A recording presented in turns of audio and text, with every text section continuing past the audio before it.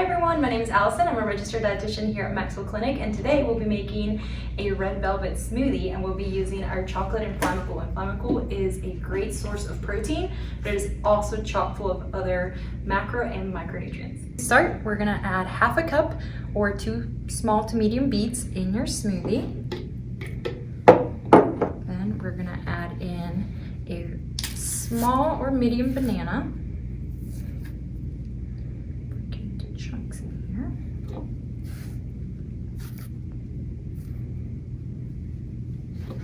Alright, then we're going to add 2 tablespoons of cocoa powder.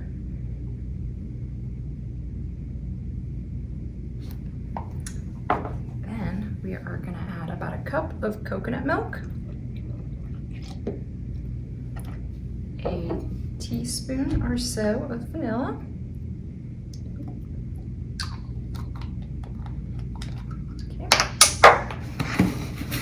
lastly, we're going to add our chocolate InflamaCool.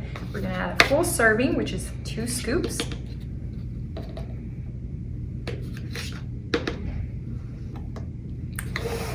Just going to blend it.